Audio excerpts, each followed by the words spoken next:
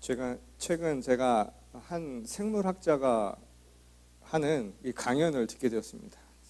제가 요즘에 이제 관심의 폭을 넓히다 보니까 이 생물학자의 이 생물학 강의도 최근에 듣게 되었는데, 거기서 아주 재밌는 이 연구 결과가 있더라고요. 제가 오늘 새해 첫 주일 아침에 여러분들에게 이 질문을 한 가지 드리면서 시작하려고 합니다. 그 연구는 뭐에 관한 거였냐면 쥐 아시죠? 쥐의 암수 선택에 관한 연구 보고였습니다. 자, 연구 결과에 따르면 수컷과 암컷이 서로의 상대를 고르는 이유와 방법이 다르다는 겁니다. 수컷 쥐는 암컷을 어떻게 고를까요? 어떻게 고를까요? 대답이 없으시네요. 저 뒤에서 몇 분이 이렇게 손짓을 하시는데, 맞습니다. 쥐도 수컷은 수컷입니다. 그래서 수컷 쥐는 암컷을 걸을 때 딴 거 안 보고 외모를 보고 선택을 한다고 합니다.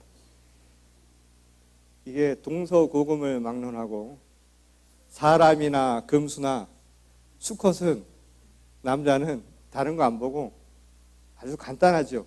외모를 보고 선택을 한다고 합니다. 벌써 찔리시는 분들이 많이 있으실 텐데요. 자, 그러면 암컷은 무엇을 가지고 선택을 하는가? 이 두 가지 선택의 방법이 있다는 거예요. 하나는 얼마나 먹을 것을 잘 가져올 수 있는가. 이게 선택의 한 이유라는 겁니다. 또 다른 하나는 뭔가 참 놀라운 건데요. 냄새를 통해서 선택을 한다는 겁니다. 저는 이 연구 결과를 보고서는 그 이후로 계속 열심히 씻고, 그래서 향수도 뿌리고 하는데, 그리고 곰곰이 생각을 해보면 가끔씩 저희 집사람이 뭐 할 때마다 냄새가 나는 것 같아, 그런 이야기를 한 기억이 나는데요. 여성들은, 그리고 암컷은 수컷을 고르는데 냄새를 통해서 결정을 한다는 겁니다. 근데 흥미로운 사실은 왜 냄새를 맡고선 선택을 하냐라는 거예요. 궁금하지 않으세요? 또 이 얘기 했다고 오늘 계속 저 냄새 맡고 그러시지는 마시고, 그 이유가 분명합니다. 이 쥐는 왜 수컷의 냄새를 맡느냐 하면, 본능적으로 암컷은 수컷의 냄새를 통해서 아주 유전적인 차이를 구별해낼 수 있는 본능을 갖고 있다는 거예요. 그러니까 무슨 말이냐면, 유전학적인 다르다라고 하는 그 구별을 통해서 생존할 수 있는 그 유전적인 성공인자들을 분간해낼 수 있는 능력이 있다는 겁니다. 예컨대 나중에 새끼를 낳았을 때 다음 세대의 생존에 필요한 더 나은 유전적인 요소들을 얻을 수 있다는 것을 본능적으로 냄새를 통해 알 수 있다는 거예요. 질병을 알 수 있다는 거예요. 그래서 실제로 냄새 맡고서는 질병을 알 수 있는 그런 동물들이, 후각이 발달한 동물이 있다고 하는 것처럼, 이 암컷은 수컷의 냄새를 통해서 다음 세대에 물려줄 생존적인 능력을 본능적으로 감지할 수 있는 그런 조건을 타고났다는 겁니다. 이 생물학자는 이게 바로 생명이 가진 놀라운 능력이라고 그렇게 결론을 맺고 있습니다. 근데 그러다 보면 이 다르다라고 하는 이 사실이 우리에게 얼마나 큰 의미를 주는가, 우리가 여러 군데서 파악을 할 수가 있는데, 예컨대 바코드라는 것 아시죠? 이 바코드라고 하는 것도 말 그대로 네모난 직사각형의 모양으로 되어 있는 것 아닙니까? 이 바코드라고 하는 것의 조합을 통해서 우리는 어떤 물질인가를 구별할 수가 있어요. 물품을 구별하는데 바코드를 가지고 구별을 하고, 그 바코드를 가지고 가격도 다르다라는 것을 알 수가 있죠. 그 다르다라고 하는 것이 똑같이 생긴 것들을 서로 다르게 만들 수 있는 하나의 조건이 될 수 있다는 겁니다.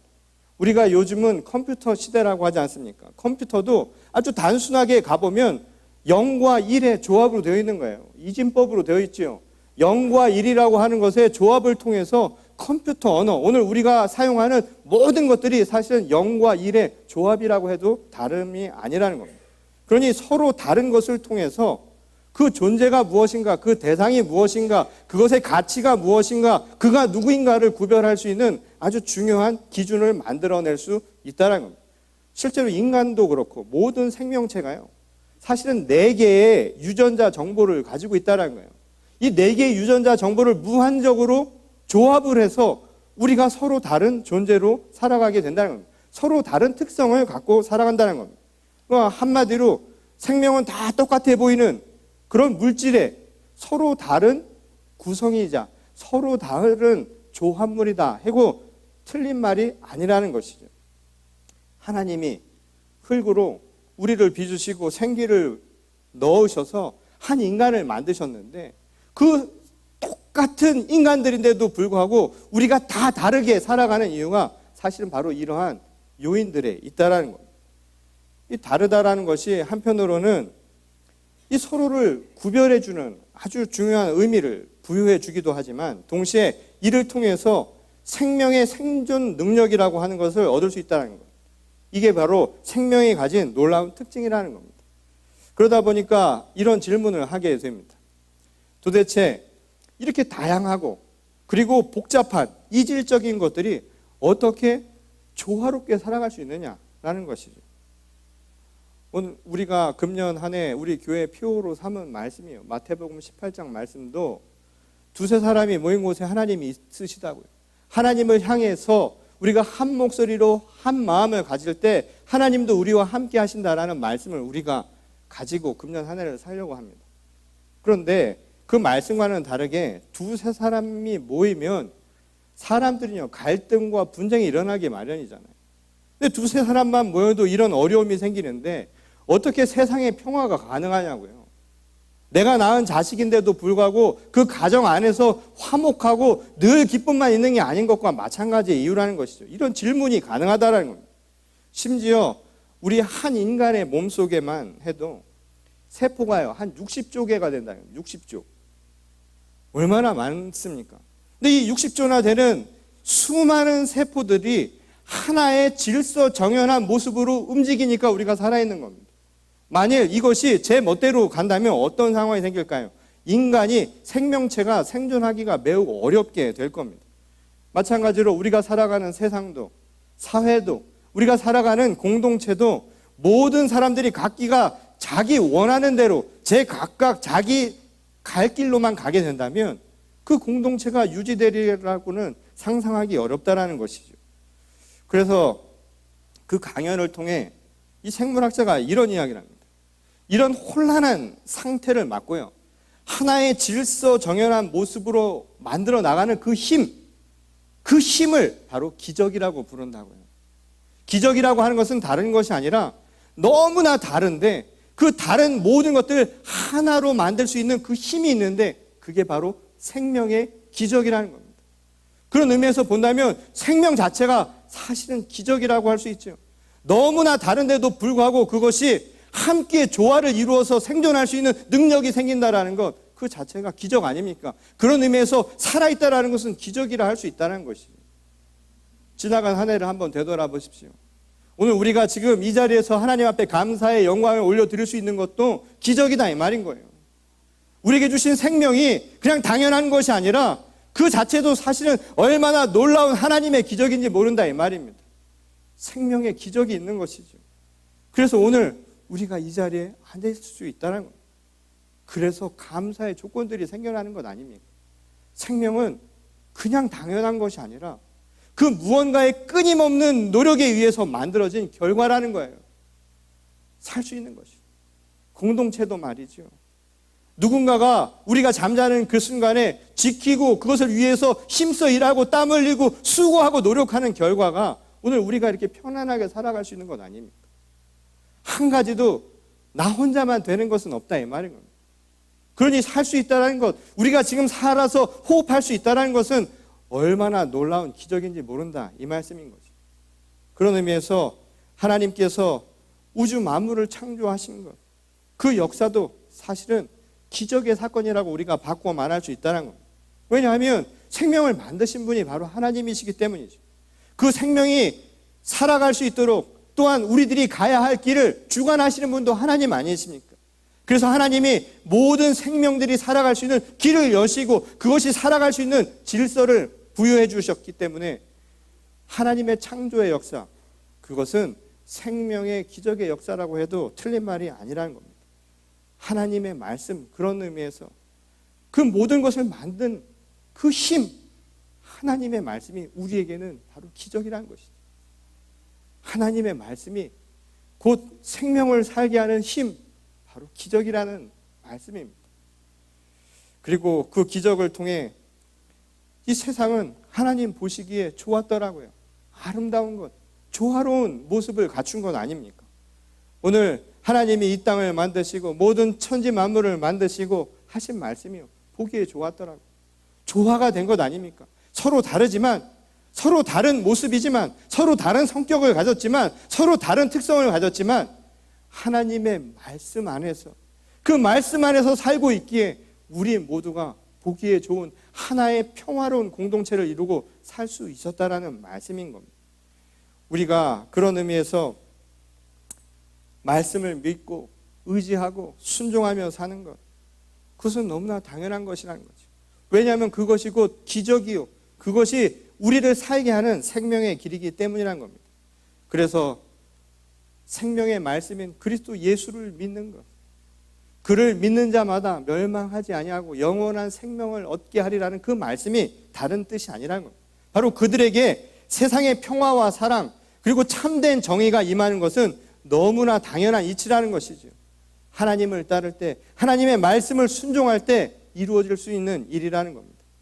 하나님의 말씀이 곧 우리의 생명을 살게 하는, 또한 우리의 생명을 살 수 있도록 만드는 기적의 힘이 되기 때문입니다. 오늘 우리가 읽은 본문 말씀은 바로 이러한 생명의 기적을 보여주는 한 사건을 우리에게 전하죠. 오늘 우리는 사실 이 주연절 후 첫째 주일이면서 동시에 전통적 교회력에 따르면 주님의 세례일로 지킵니다. 예수께서 이 땅에 오셔서 본격적인 사역을 시작하기 이전에 세례 요한으로부터 물 세례를 받은 사건을 기념하는 주일, 그것이 바로 오늘 교회력에 따르면 오늘 주일입니다. 이 다른 공관 복음을 보게 돼도 이 사건을 모두 기록하고 있을 만큼 이 사건은 우리 기독교 역사에, 교회의 사회에 아주 중요한 부분이라는 것을 우리가 알 수 있습니다. 그런데 한 가지 질문이 생기죠. 우리를 구원하시기 위해 오신 예수 그리스도께서 이 죄를 씻기 위한 상징적 의미로 행해진 세례를 왜 받으셨을까? 라는 질문이 생겨난다는 겁니다. 사실은 잘 이해가 되지 않는 대목이기도 하죠. 본래 요단 강가에서 요한이 행한 물 세례의 방식은 사람을 물 안에 넣었다가 다시 물 밖으로 빼내는 일종의 침례 의식이었습니다. 신학적으로 우리가 이것을 해석해 보면 사람이 물 안에 들어간다는 것은 결국 죽음이죠. 근데 그 죽음을 통해서 다시 살아난다라는 부활의 의미를 재현하는 것, 이게 바로 세례의 의식입니다. 곧 그것은 육신의 죄를 씻고 옛사람은 죽어서 하나님과의 새로운 언약 속에서 다시 새 사람으로 거듭난다라는 것이 바로 세례의 의미라는 것입니다. 우리는 세례를 통해서 그냥 살아가는 것이 아니라 옛사람은 죽고 그리스도 안에서 하나님과의 언약 안에서 새 하늘 새 땅을 맞이하는 새로운 피조물로 다시 산다라는 의미가 바로 이 세례의 의미라는 겁니다. 그런 의미에서 이를 예수께 행한다는 것 자체가 사실은 모순이 되는 것처럼 느껴질 수 있는 말 아닙니까? 예수 그리스도는 죄가 없는 분이시고 그는 하나님의 아들인데 구태여 이런 세례 의식을 통해서 우리처럼 옛사람은 죽고 새 사람으로 거듭나는 이 행위를, 이 침례 의식을 받으신 까닭이 무엇이냐라고 질문할 수 있다는 거죠. 그런데 말이에요, 이런 질문을 하다 보면 이해가 되지 않는 것들이 너무나 많지요. 우리가 2주 전에 시므온의 이야기를 함께 나눈 것처럼 이미 그는 비방받는 표징이 될 것이다 라고 예언한 바가 있습니다. 비방받는 표징이라는 말은 우리말로 바꾸면 또 다른 의미가 바로 모순이 된다라는 겁니다. 실제로 예수께서 이 땅 가운데 오셔서 행하셨던 말씀은 세상의 이치와는, 세상의 논리와는 아주 모순되는 것들이 너무 많았죠. 오히려 받은 것에 대해서 또한 되돌려줄 수 있는 것, 단순히 주고받는 것만에 대한 이야기가 아니라 내가 받지 않은 것도 돌려주라고 하신 말씀을 행하신 것, 그게 예수님의 모습이었다는 겁니다. 내가 상처받아도 오히려 사랑으로 돌려줄 수 있는 것, 내 원수를 사랑할 수 있는 것들은 현실 속에서는 사실은 이해하기 어려운 모습 가운데 하나였다는 것이죠. 모순된 모습이었다는 겁니다. 그런데 정작 예수께서 이 땅 가운데 오셔서 살아가신 모습을 보면 그 자체로 너무나 우리의 생각과는 벗어나는 것들이 너무나 많았다는 거죠. 예컨대 하나님께서 그의 아들인 예수 그리스도를 이 땅 가운데 보내셔서 우리를 구원하시기 위해 선택한 방법 또한 우리의 생각을 너무나 벗어난 것 아니었습니까? 십자가에 달려 돌아가셨다는 것, 십자가의 고난의 여정을 밟고 가셨다는 것. 구태여 왜 그런 길을 가셨느냐 이 말인 것이죠. 구원을 하시려면 쉽게 하실 방법도 있고요. 이왕 할 거면 곱게 하시면 좋을 텐데 왜 이렇게 어려운 길을 가게 만드셨을까요? 우리를 하나님께서 구원하시려면 우리에게 더 이상 고통도 없고 아픔도 없고 상처도 없고 예수만 잘 믿으면 잘 살 수 있도록 하시면 좋을 텐데 왜 인생은 그렇지 않느냐 이 말인 것이죠. 우리의 인생 자체가 사실은 모순 덩어리 아닙니까? 앞뒤가 맞는 말 되는 것이 많지 않은 게 우리의 현실 아니냐 이 말인 것이죠. 바로 어쩌면 예수께서 왜 세례를 받으셨을까 하는 이 질문은 바꿔 얘기하면 예수께서 왜 이 땅 가운데 오셔서 고난을 받으셨을까?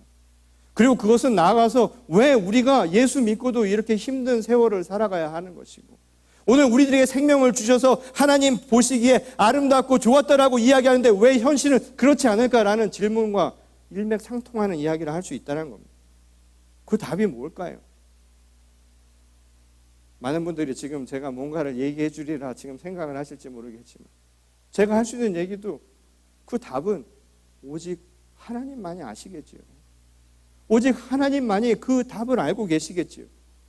하지만 우리가 말씀을 통해서 왜 그러셨을까? 우리의 생각으로 그것을 짐작할 수 있는 몇 가지 단서를 발견하게 됩니다. 우리가 읽은 오늘 본문 말씀, 이 신약의 말씀은 그 이야기를 우리에게 가르쳐주는 한 가지 단서를 발견할 수 있는 말씀이기도 합니다. 이 바로 예수께서 세례를 받으신 직후에 나타난 기이한 현상을 통해서 알 수 있다는 겁니다. 오늘 본문의 기록에 따르면 하늘이 갈라지고 성령이 비둘기처럼 내려오는 아주 기이한 현상이 일어난다라고 묘사를 하고 있죠. 그와 함께 하늘로부터 음성이 들리는데 그가 곧 하나님의 사랑하는 아들이다라는 하나님의 선포가 있습니다. 예수님이 누구인가? 분명하게 우리에게 말씀을 전하신 것이다 라는 것을 우리가 알 수 있죠. 그런데 이 부분이 오늘 사실 우리가 또 다른 본문이죠. 창세기의 말씀과 아주 연관이 있다는 것을 보게 됩니다. 이 창세기의 1장 말씀과 사실은 많은 면에서 구조적으로나 그 말씀을 행하시는 그 내용에 있어서 일맥상통하고 있다는 것을 우리가 알 수 있게 됩니다. 이 또 다른 본문을 보면 이 하나님의 천지 창조를 우리가 알 수 있는데 이 창세기를 보게 되면 하나님이 천지 창조를 행하신 그 사건을 우리에게 그대로 전하고 있죠. 근데 천지 창조라고 하는 것을 한마디로 정의하면 없는 것에서 있는 것을 만들어내는 것, 무에서 유를 창조해낸다라고 하는 그 말만이 아니라 사실은 그것을 통해서 하나님께서 세상에 있는 모든 만물들의 하나의 질서를 부여한 사건이라는 것이라 이야기할 수 있다는 겁니다. 바코드처럼 말이죠. 없는 바코드를 만들어서 그걸 가지고 의미를 주고 질서를 부여하고 가치를 부여하는 것이 바로 창조의 과정이었다 이 말인 겁니다. 하나님이 빛이 있으라 해서 빛을 만들고 세상의 만물을 만드는 것, 없는 것을 만드는 것만이 아니라 그것을 통해서 우리는 새로운 가치와 의미와 질서를 얻었다 이 말인 것이죠.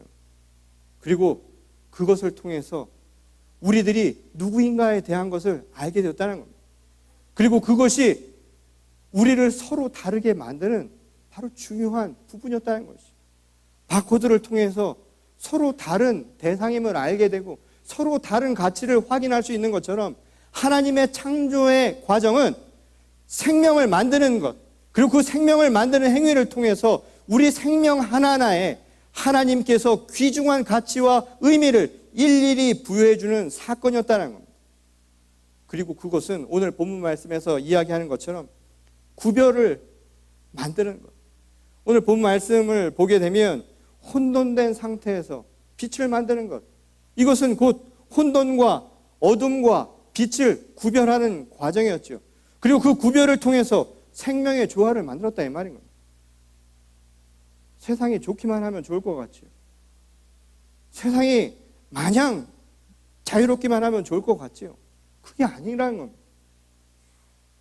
세상은 어둠과 빛이 공존하는 곳입니다. 하나님의 창조는 바로 이 구별을 통해서 각각의 의미와 가치를 준 거예요. 열매는 그냥 맺어지는 게 아닙니다.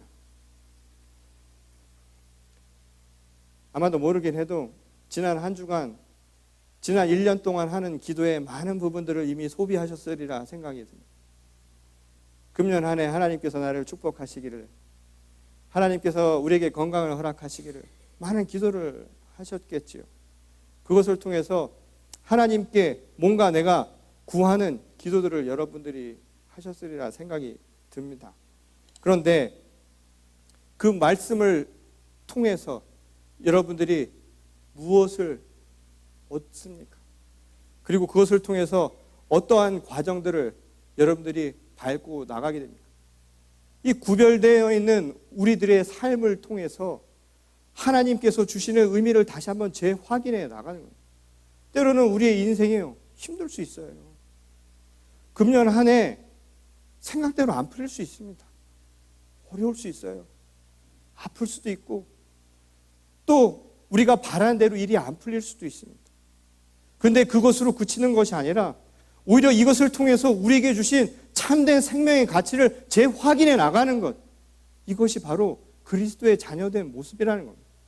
오늘 이 창조의 역사를 통해서 하나님이 부여하신 것은 그런 의미에서 하나하나의 질서를 주시는 것이고, 그리고 그것을 통해서 서로를 구별해내는 과정이라는 것을 우리가 생각해낼 수 있다는 겁니다. 근데 오늘 우리가 읽은 또 다른 신약의 본문을 보면 예수께서 세례를 받고 물에서 나오실 때 하늘이 갈라졌다라고 하는 이야기가 나오죠. 하늘이 갈라진 사건은 결국 하늘과 땅의 경계를 우리에게 보여주는 것이죠. 지금 창세기 1장에 나오는 것처럼 혼돈을 통해서 하나님이 빛이 있으라 해서 그 모든 것을 구별해내는 과정과 똑같은 사건을 우리에게 보여주고 있다는 겁니다. 곧 예수 그리스도는 하늘과 땅의 경계, 바로 우리와는 다른 하나님의 아들이라는 사실을 우리에게 분명하게 선포하고 있는 내용이죠. 그리고 이 사건은 우리에게 더욱 놀라운 사실을 가르쳐 줍니다. 그럼에도 불구하고 그 하늘과 땅의 경계를 넘어서 하나님께서 그의 아들을 우리에게 보내주셨다라는 말씀이 바로 이 사건을 통해 보여주는 모습이라는 거죠. 그런 의미에서 주연절의 사건, 예수 그리스도께서 우리에게 나타나신 그 사건은 바로 하늘과 이 땅의 경계를 넘어서는 하나님의 놀라운 기적의 사건임을 우리에게 가르쳐주고 있다는 겁니다. 근데 그리고 나서 바로 재미있는 표현이 하나가 나오죠. 바로 성령이 비둘기처럼 우리에게 내려왔다라는 비유입니다. 일반적으로 비둘기 하면 여러분들이 떠올리는 게 무엇입니까? 바로 평화의 상징인데, 당시 유대인들에게는 그보다 먼저 떠오르는 하나의 이미지가 있었습니다. 그 이미지가 뭐냐면 오늘 본문, 또 다른 본문인 창세기 1장 2절의 말씀이죠. 하나님의 영이 물 위에 움직이고 있었다라는 말씀입니다. 유대인들은 이 말씀을 상상할 때마다 하나님의 영이 이 땅을 창조하고 물 위에 움직이고 있는 이 모습을 마치 비둘기가 날아가는 모습을 떠올렸다고 합니다. 실제로 노아의 홍수 이야기에서는 새로운 세상이 시작되었음을 알리는 증거로 이 나뭇가지를 들고 온 이 비둘기가 등장하기도 하죠. 그리고 그것을 통해 그들은 깨달았다는 겁니다. 하나님께서 우리를 사랑하셔서 새로운 세상을 우리에게 허락해 주셨다. 그래서 비둘기가 마치 무리를 유영하듯이 다니는 모습을 떠올리면 하나님이 우리에게 약속하신 그 언약을 반드시 실현시켜 주실 것이다. 그런 하나님 아버지의 마음을 그들이 느낄 수 있었다라고 합니다. 곧 우리를 향한 하나님의 마음에 대한 그 표현이 바로 성령의 비둘기가 비둘기처럼 우리 가운데 임했다라고 하는 말씀으로 표현되었다라는 것이죠. 우주 만물을 창조할 때도 그렇고 예수님을 통해 우리를 구원하시고자 하는 그 순간에도 하나님은 우리를 향한 그 사랑을 여전히 그렇게 보여주고 계셨다는 겁니다. 그리고 어두운 세상에 빛이 있으라 말씀하셨던 것처럼 오늘 생명력을 잃어가고 있는 이 땅에 내 사랑하는 아들을 보냈노라고 오늘 우리에게 말씀을 선포하셨다는 겁니다. 혼돈 상태, 아무것도 보이지 않는 천지 만물 속에 하나님께서 모든 것에 생명을 부여하셔서 모든 것을 구별하시고 각각의 질서와 의미와 가치를 부여하셔서 모든 것이 합하여 보시기에 좋았다라고 말씀하셨던 것처럼 오늘 생명력을 잃어가는 이 땅 가운데 죄의 구렁텅이 속에서 여전히 흑암의 세력 속에서 놀아나고 있는 우리 이 삶 속에서 그리스도 예수를 통해 구원의 길을 바로 그렇게 알려주고자 하셨다는 겁니다. 바로 생명의 기적을 보여주셨다는 것이죠. 예수 그리스도께서 우리에게 보여주신 힘입니다.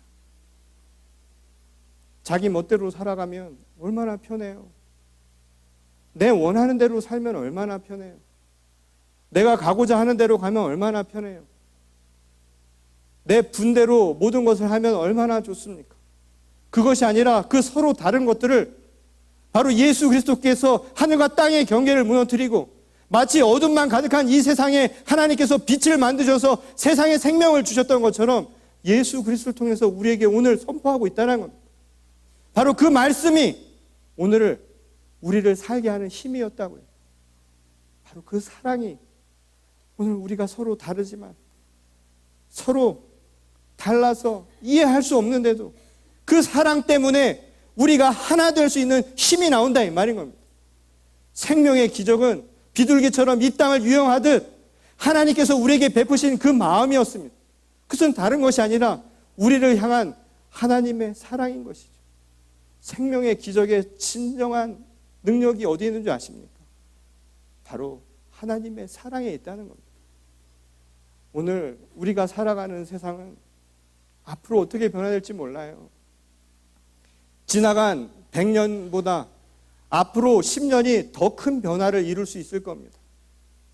그래서 우리가 알 수 없는 현실들이 우리 가운데 일어날 것이고 또 우리들이 감당할 수 없는 일들이 우리에게 일어날지 모릅니다. 그럼에도 불구하고 우리를 살게 하는 힘은 우리가 생각하는 과학이나 우리가 생각하는 능력이 있는 것이 아닙니다. 바로 하나님이 우리 각각에게 주신 생명의 기적, 바로 그 사랑에 있다는 것을 잊지 마십시오. 오늘 하늘과 땅의 경계를 넘어서서 우리를 찾으신 것, 그 세례의 사건은 바로 그 창조의 능력을, 그 창조의 의미를 우리에게 다시 한번 알려주신 것입니다. 생명은 기적입니다. 그리고 그 기적의 힘은 바로 우리를 향해 베푸신 하나님의 사랑처럼 우리 서로가 서로 섬기며 사랑할 때 나타난다는 것을 기억하십시오. 이제 2018년에 새 첫 주일을 맞이해서 여러분 모두에게 생명의 기적의 사건을 전합니다. 우주 만물을 지으신 하나님께서 오늘 우리에게 그리스도 예수를 통하여 새 하늘, 새 땅을 허락해 주셨습니다. 그것은 생명의 기적이라 할 만큼 우리 모두의 삶의 희망의 메시지입니다. 이 어둡고 방황했던 지난 날들을 이겨내고 새로운 생명의 기운을 얻어서 꿈과 소망의 빛이 가득한 새날을 열어가시는 여러분 모두가 되시기를 바랍니다. 그래서 금년을 되돌아보면서 하나님의 말씀처럼 우리 스스로 이런 이야기가 나왔으면 좋겠습니다. 보기에 참 좋았더라고. 오늘 내 자신의 삶이 하나님 보시기에 참 좋았더라고. 내 가정과 내 기업이 그리고 우리 믿음의 공동체가 하나님 보시기에 정말 아름다운 나라고 고백하는 한 해로 기억될 수 있기를 소망합니다. 그 일을 위하여 오늘 생명의 기적인 그 사랑을 함께 나눌 수 있는 우리가 되었으면 좋겠습니다. 자, 금년 한 해 우리 하나 결단하고 시작할까요? 사랑하십시오. 우리는 너무나 다른 겁니다. 서로 다른 우리가 다른 존재들을 존중하고 서로 다른 모습들을 이해하고 또한 그것을 통해서 하나님께서 조화로운 세상을 만들어 가신다는 그 말씀을 늘 기억하시기 바랍니다. 좋은 사람들만 한편이 되는 게 아니라 때로는 빛과 어둠이 공존하는 것이 하나님의 창조의 질서입니다. 비록 힘들고 어려운 한 해가 될 수 있을지라도 참된 보람을 그 가운데서도 발견하십시오. 그리고 그 가운데서도 힘과 용기와 소망을 잊지 마십시오. 그리고 서로를 사랑하십시오. 그래서 사랑을 통해 이 땅 가운데 진정한 생명의 기적을 함께 이뤄가는 저와 여러분 모두가 될 수 있기를 주님의 이름으로 간절히 축원합니다. 우리 다 같이 기도하시겠습니다. 하나님 감사합니다. 지나간 한 해 우리에게 베푸신 은혜를 저희들이 기억합니다. 금년 한 해도 주 안에서 저희들이 늘 강건할 수 있도록 도와주시옵소서. 하나님께서 우리에게 주신 생명, 그것은 다른 것이 아니라 하나님의 사랑의 기적이었음을 저희들이 오늘 깨달았습니다. 너무나 달랐는데, 너무나 때로는 힘들었는데, 왜 내게 이런 어둠과 내게 이런 불필요한 상처가 있느냐고 물었던 저희 자신에게 그것을 통해 또 다른 의미를 가르쳐 주신 줄 아오니, 하나님 저희들이 그 가운데서도 비전과 감사와 소망을 회복하게 하여 주시옵소서. 아픔을 통해서 진정한 기쁨을 알게 하시고, 어둠을 통해서 밝은 것이 얼마나 기쁨인가를 깨닫게 하시고, 또한 서로 다른 누군가를 통해서 내 자신을 다시 되돌아보게 하시고, 또한 누군가에게 상처를 받았을지라도 그럼에도 불구하고 하나님의 말씀처럼 사랑할 수 있는 그런 기적과 같은 힘을 갖게 하셔서 오늘 우리가 살아가는 세상이 정말 생명을 만드는, 생명의 열매를 거두는 그런 아름다운 나라를, 또한 아름다운 공동체를, 아름다운 가정을 이루어가게 하여 주시옵소서. 하나님, 금년 한 해도 우리의 공동체가 주 앞에 바로 서기를 원합니다. 참 많은 이들을 보내주셔서 서로 다르지만 오직 주님의 말씀 그 안에서 저희들이 한 몸을 이룬 줄 믿습니다. 서로 다른 우리더라도 하나님의 말씀이 있기에 저희들이 방황하지 않고 한 곳을 향해 쉼없이 달려갑니다.